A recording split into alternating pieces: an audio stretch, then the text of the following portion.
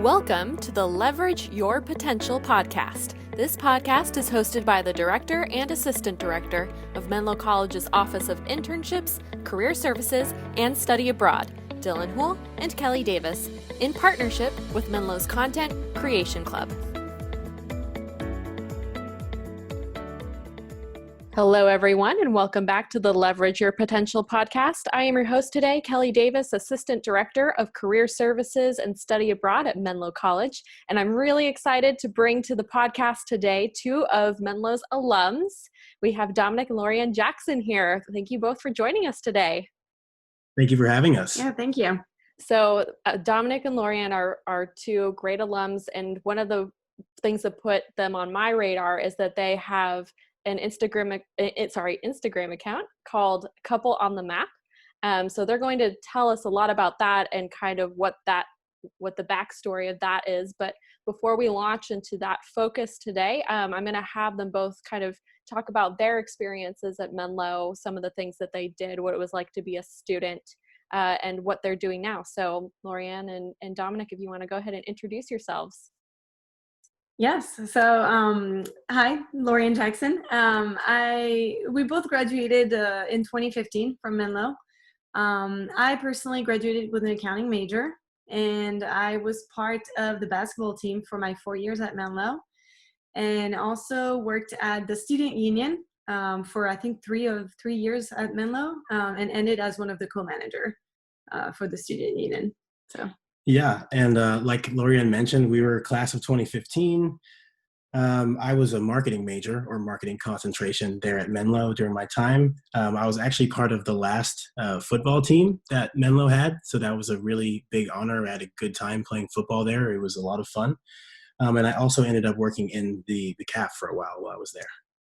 So both of you had some student worker experience, which a lot of students can relate to. Where are you both from?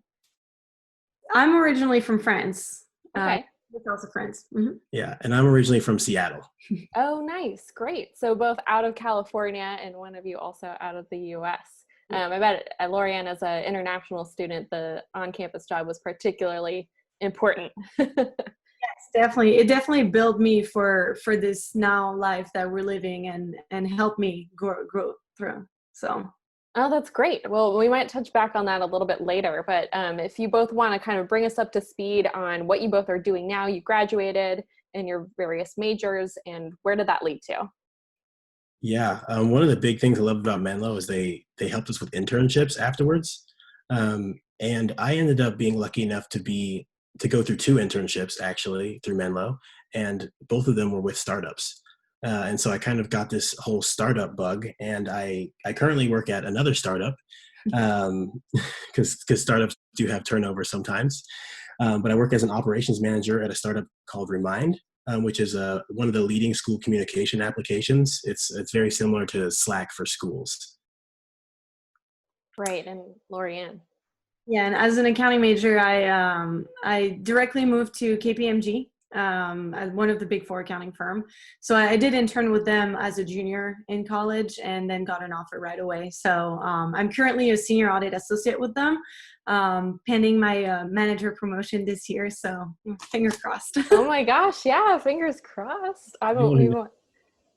They know that accounting program. Yeah. No, for sure. I think we have a lot of students with KPMG, and it's definitely one of the highlights is when they manage to get a full-time offer after the internship, or even a part-time offer. It's like, yes, Yeah. the pathways to success. All right, so now we're going to look away from the day-to-day jobs, what you both probably spend most of your time on. We're going to talk about Couple on the Map. So Couple on the Map, the Instagram account. Tell us about how that got started and what the purpose of Couple on the Map is. So we discovered our common love of travel back in 2015 when Dominic first traveled to France with me. We went back to my hometown for Christmas. Yeah. And we had a lot of fun. We did a lot of adventuring. And that's really what sparked the love of travel. And I think based on that, we started doing some YouTube vlogs to show videos of what we were doing and just share the love that we had with everybody. But quickly we realized that Instagram was taking over a little bit. So we decided to create Couple on the Map. And Couple on the Map is pretty much a lot of our travel highlights, what we do everywhere we go. And we also like to give some tips regarding, how to plan a trip, how to save for your trip, what are the main items to take care of before you get on your trip. Yeah, and as we kind of learned that we loved traveling, like we were a young married couple and we are trying to find like other things that like we could do together, and we found this like hobby that we both loved, and we're like, okay, we're gonna start traveling and like recording things we do and just kind of try to get out more. And like Lorianne mentioned, we had started with a vlog, and like we actually started on all social media, and but our vlog was kind of the main thing. And as we took a sabbatical last year and started to travel, we traveled for like 4 months. And during that time, our Instagram really took off. Yeah. And we realized that like the vlogs take a lot of time to edit and all that stuff. Instagram is easier for us for photos. Yeah. And I have like this very vivid memory of like one of our photos from Mykonos, I think. It was like our first photo that started getting like hundreds of likes in the first few minutes. And I was like, oh, wow, people like this stuff. We should do more of it. Yeah. And it's interesting too, because I feel like on Instagram now, if you really want a lot of followers, people are always looking at the feeds more than they're really scrolling through. So you guys have kind of gotten also maybe not curated videos, but I've also seen videos in your feed, and lately it's been a lot of cooking and stuff like that. Yeah. So tell us a little bit more about the strategy behind planning and preparing for your sabbatical trip, because that was a whole 3.5 to 4 months, right? That you took off from work even. And I think that I was actually just speaking with a student yesterday who is really disappointed that she has decided not to study abroad next semester because of what's going on. And but she graduates in a year. And so she's thinking, well, maybe, who knows when I'm going to be able to do this? And I thought, well, I know just the people who might be able to give some really great advice. So if you both want to dive into how much time did it take to plan ahead? What were some of the things that you had to consider? Who did you have to talk to, etc.? Yeah. So there was a whole lot of moving pieces just to start off there. I'm in operations and Lorianne's an accountant. So the first thing we did was start a spreadsheet. Like that's awesome. Organized as possible. We had it like, we had started kind of with the places we wanted to go and worked backwards with the financing. But it took approximately a year to plan the whole trip. We both had full-time jobs and like other liabilities. Like we have a house here, so we had our mortgage that still needed to be paid. So we kind of just discussed our plans to travel for 4 months. We started talking to our bosses. The original plan was to travel for a year. And as we were kind of going through this process, we're like, okay, we probably can't take a full year off. This also takes a lot more savings to get there. So we kind of chopped it down to 6 months. And then after like really talking with our bosses, we're like, okay, 4 months we can make work and come back to have our jobs still. So that's kind of where we left off there. So it sounds like one of the priorities in this was trying to have some sort of employment security on the other end of going on this adventure. That was one of the pieces we had. It definitely wasn't. It wasn't our like, hey, we have to have jobs when we come back. We were both ready to leave our jobs at the time, but we just kind of decided to start the conversation because other companies are willing to be flexible, especially startups. Or it's kind of weird because like startups and large companies kind of, they have different policies for things like this.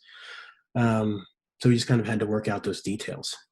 Yeah, I mean, so KPMG has a sabbatical program that you can take, obviously not during the busy seasons, but during the summer, they allow their employees to take some time off, whether it's to study for the CPA exam or to go get married. And we actually had taken a month and a half prior to that, a couple years back, to get married. So, when we started discussing this, I was like, well, I can always ask. I don't guarantee they will give it to me to go travel, but I can ask. And the one thing that I had done is I had prepared kind of like a document, a memo with saying, hey, this is what I want to do, and this is why I think it's important for me as a person, but also as a professional. And I think they really appreciated that, and they saw the benefit for them as well to let us go.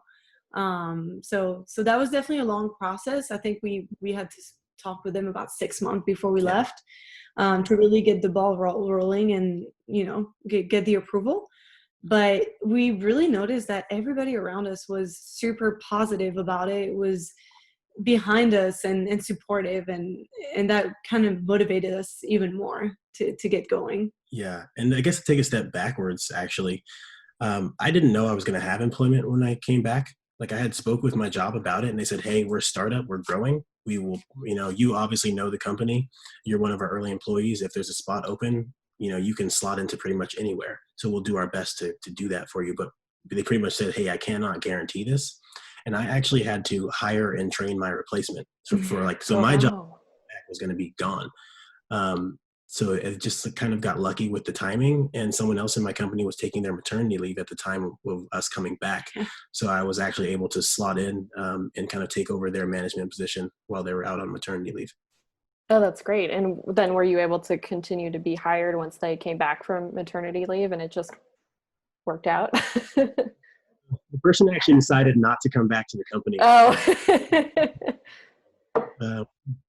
I completely understand. Absolutely.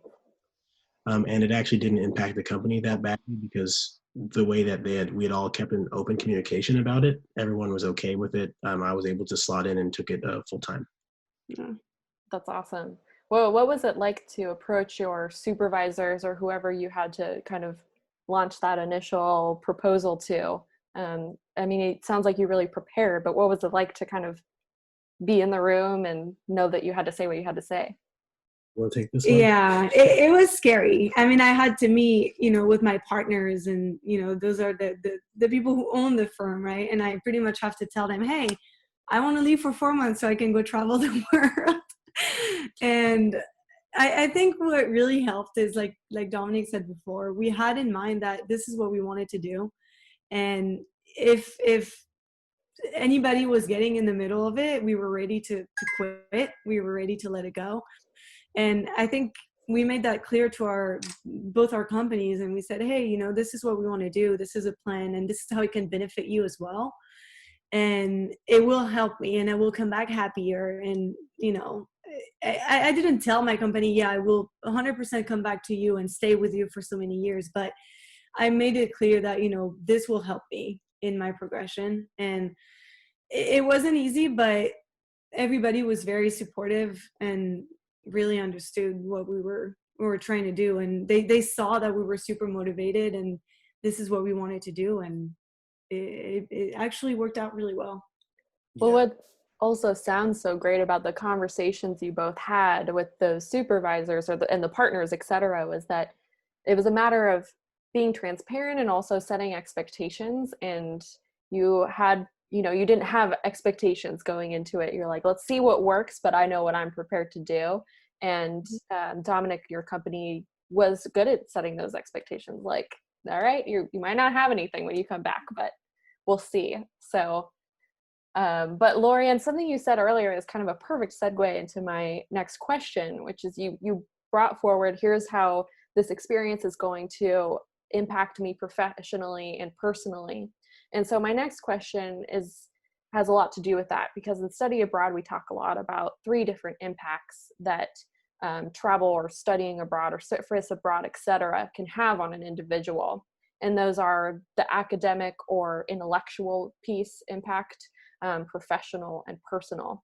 How did your sabbatical and any travel that you do contribute to different changes that might have occurred or just further development in those areas for the two of you? Yeah, I think on the intellectual piece, everywhere we go, every time we travel, we learn so much. I mean, we learn about the culture of the country we go to, the cities we discover. And we always say that we love to be lost in a city, just go, do not even look at the map, just walk around. And that's how we learned so much about everything. We also learned about, organization, making sure, and this trip specifically, the sabbatical, was everything was organized. We knew the countries we wanted to go to. We had to plan for the plane tickets. We had to plan for the hotel. All of this was all about being organized, and that's definitely impacting us in our jobs day to day as well. I don't know if you want to take the professional part. Yeah. I mean, the professional thing, like one of the things you learn about being flexible and like flexible at work. Like there weren't many times where this happened, but like every once in a while we were checking email while we were like abroad. That was just like one thing. So you kind of have to like balance small bits of work with your pleasure and your travel. Mm-hmm. But also like this, like as we started traveling, like it started off as like this is like a vacation, like this is fun, and where we ended is like, wow, we can actually maybe create a job out of this. Mm-hmm. And so we started treating it more as like a job as we were traveling. It just has different, like travel has different work hours, and that's just kind of how it is. Like we had times where like, cause we would really invest time in the photography and trying to get the right angles and get everything looking like nice. And one of my favorite stories to bring up is when we were in Turkey, we woke up at 3 a.m. to go get like hot air balloon photos. Like any of the photos you see of us when we were like have hot air balloons in the background, that was taken between the hours of 3 a.m. and 7 a.m. because the hot air balloons, they land at about 7:30 in the morning. Like after that, they're done for the day. You can't see them again. So we had to really like go out, and one, we had to find where all these hot air balloons were. We didn't even know where they were at. We were driving around the city, and we just ended up asking someone we saw on the street, and they told us, and we just kind of drove as fast as we could to get to the right place and figure it out. So And then you have 10 minutes to take all the pictures before the balloons land. Oh my God. Back to being organized and having everything ready, the camera being perfect, and it turned out to be more of a job, which we love. But They're not your standard, vacation Yeah. stuff. Like we're working. We're trying to make an impact with our page, and kind of that's what you have to do to get there. Totally. And man, 3 to 7 a.m. I wake up early, but I don't wake up that early. So. Yeah. I always joke we hit our 10,000 steps at like 6:30 in the morning. Yeah. Yeah, and then I think we had an 8-hour drive that day too to go back to Istanbul. So Yeah. it was, those are crazy hours, and it kind of helped us to learn about, okay, well, there's different ways to work. It doesn't have to be a 9 to 5. And then on top of this, after you get the photos, like when Lorian is driving, I pull them all up on the computer and I'm editing them as we go. Yeah. And trying to find the best way to post it, right times, that sort of thing. And I guess I learned a lot about content marketing. Yeah. And that was kind of one of the things we picked up on while we were gone. That's super cool. Do you get car sick, Dominic, while you're editing? Not That's at all. why I'm the Lucky. one driving. She gets car sick. So she drives, and I can work in the passenger seat. I can have a lot going on around me, and I can kind of work anywhere. Wow, what a duo. That's awesome. So what about then the third aspect, which is personally, personally. Yeah. We talked about academically, professionally, personally. Well, I mean, we definitely learned a lot about each other. We were together 24/7 for 4 months. Don has this joke that he said the longest we were apart was 30 minutes when he got a massage, and I think it was in Istanbul too, and I was actually just next door getting my own massage. So we learned a lot about our couple. There was definitely challenging times, but I think overall we came out a lot stronger, and with more common love, with more common hobbies, and that definitely built us, I think, to be stronger as a couple. And then we just learned what we like. Like you have to really get into some uncomfortable positions in life to find out who you are as a person when that happens. For us, there are like a bunch of times, like driving into Albania, no one speaks English, and we were like, oh my God, I can't find the hotel. What do I do? Yeah. So like you learn a lot about yourself in situations like that. Yeah. Oh, definitely. I mean, I feel like that's something that I hear commonly in study abroad and travel in general, is like you have to go get uncomfortable to learn how to be comfortable, and And depend on other people. like that's not something that everyone is always used to doing. Like I'm used to always having my car. I don't have to worry about anything. But like in the situation I described, we had to kind of lean on almost like a whole small part of the town. Like 10 people came outside to help us figure out where Trying to this hotel translate. was. And we ended up having to find, like, they took us to a bar which had a policeman in it, and the policeman spoke English. Turns out where we were staying was an Airbnb above the bar. Oh my gosh, I love that. I think some of the most beautiful stories are the ones where there isn't a common language, but like everyone bands together and tries to figure out the solution. Yeah, Yeah. definitely. So nice. So moving away from, thanks for sharing all about those three aspects. I think that was all really awesome. So now we're in this interesting situation, and I think that when we do air this episode, this might still be the case, or at least not too far from it, but we're in shelter in place because of the COVID-19 pandemic, and it's demonstrating how many of us can actually work remotely, which is kind of cool. Do you see that continuing beyond the pandemic? And how do you think that's going to impact your future travel plans, whether they're 6 months from now and a year from now? Who knows exactly?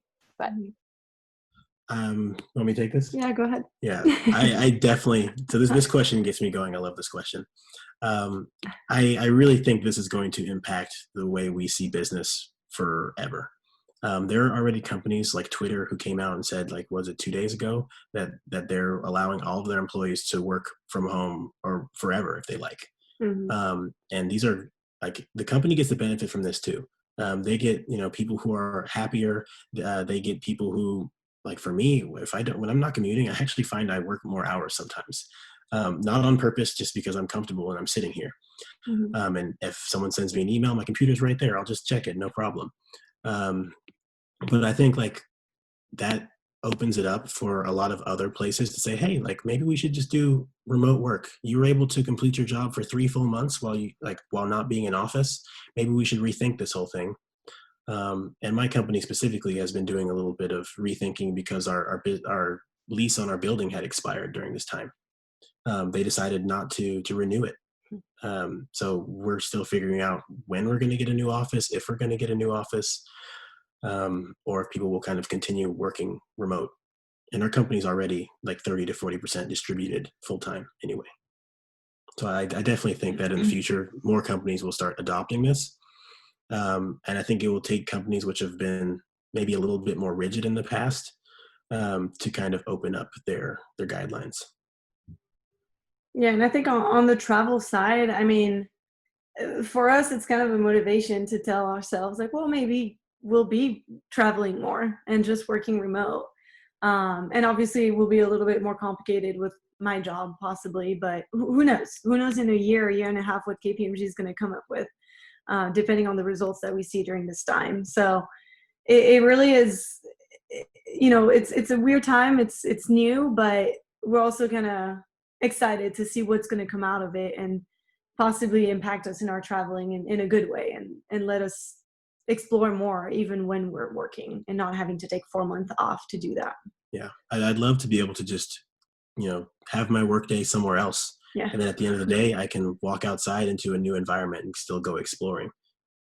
Sure, absolutely. I think that this is one of those silver linings, right? Is there is a lot that's exciting and about what's happening to us now. We have to sort of think differently and figure out what else works. And I think you guys are totally right. What are some of those future travel plans once we're able? If you care to share your secrets there. So again, based on this current situation, it's hard. We don't really have anything planned. We have no tickets booked right now. We have nothing we'll booked. say. Yeah. That sounds smart. We'll have our list. Yeah. So we've been talking a lot lately about visiting Asia. So both of us haven't been in Asia ever. So this is definitely a continent that we're looking into. The Philippines, Japan, China, all of that, Thailand. I mean, all of that is amazing. And what we had in mind prior to all this was to possibly leave for a few months again and kind of set up there and just visit as we go, because Asia, it's a little bit far, right? So we can't, it's harder to go for a week or two and then come back and forth. So that's what we had in mind. We'll have to see whether it's possible and when that's possible, but that was definitely something on our list. Yeah, and I think we'll be well deserving of a tropical vacation once this thing is over. I feel like I need a vacation from my house. Yeah. I'm right there with you guys. I think, man, I in general need a break, but I just don't know where it's going to happen. Yeah. Oh, well, what are you doing right now to bring in some adventure into your lives since we can't leave our houses? Definitely. I think, like you mentioned, you've been noticing a lot more cooking videos on our channel. We're trying to show people that there are definitely things you can do around your house that you might not think about usually. A lot of people have go-to meals, and like that's not really adventurous. For us, we've been kind of trying to switch it up the last couple of months. We've been reducing the amount of meat we've been eating, and that's also been kind of making us plan our meals like much farther in advance. So we've been using that time to get adventurous with what we eat. We're also trying to look into places like that you can travel, or places we think that are going to open up first, and be okay with travel. Like on the horizon for Couple on the Map, you'll probably see a lot of things in our nearby Bay Area at first. Mm-hmm. Like once things start opening up, we want to kind of show people, hey, there are other places you can go. There are other things you can do around here. And so that's kind of what's on the horizon for us. Yeah, absolutely. I think that's a great idea, bringing, acknowledging that adventure can happen very close to home, and we sometimes don't get very far from our own spaces because we have so many other things that we're doing, like seeing people or whatever. So that's really cool that you're doing that. Do you have any other maybe long-term visions you've mentioned that you briefly mentioned? Maybe this could be a job or something like that, since you were doing so much work on the go. Anything that's maybe it's a pipeline dream right now that you feel comfortable sharing?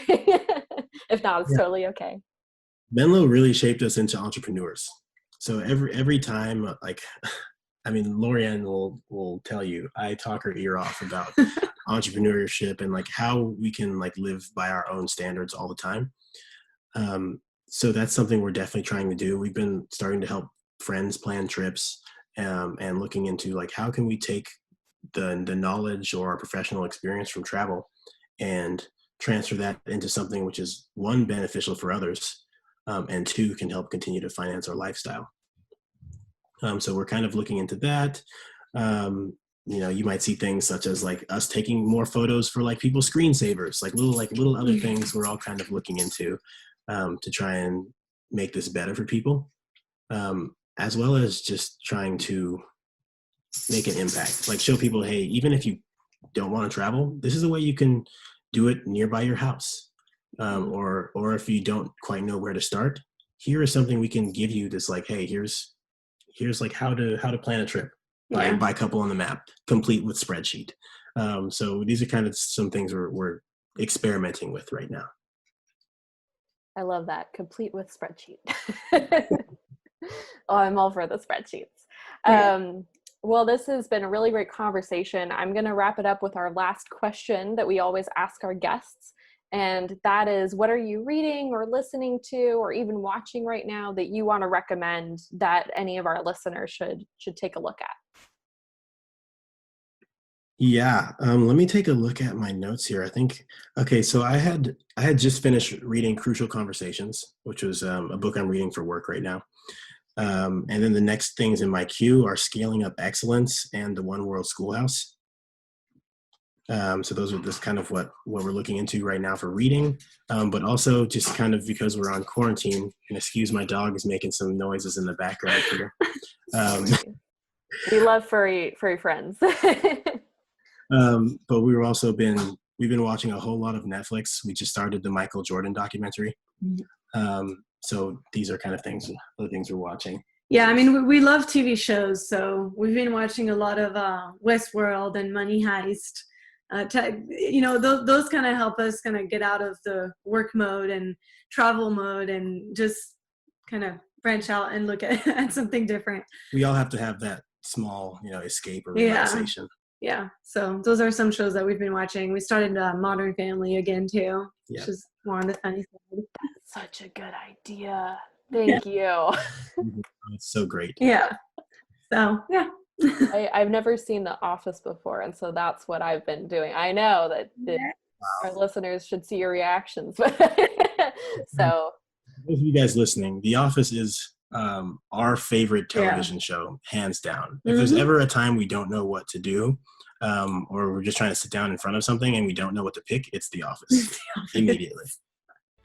Right on. That's awesome. Well, thank you both so much. This has been a great conversation. I am so excited to share this with our students and the rest of the Menlo community, because I think you guys have such a great, awesome story that's filled with different sort of pieces of advice that people can heed. So thank you both so much. Well, thanks for having us. Yeah. Absolutely. Everyone, make sure you go follow at Couple on the Map on Instagram. They are, well, at the moment they're not going anywhere except right outside their house, but you can see what they're cooking, which is also awesome. Posting up there as well, kind of showing you guys other places we've been. We've been digging into a lot of our old stuff recently. Oh, perfect. So definitely go give them a follow. And everyone, that wraps up today's episode. You can find our podcasts on anywhere where you can find podcasts. So that's really exciting for us. Take care and have a great day.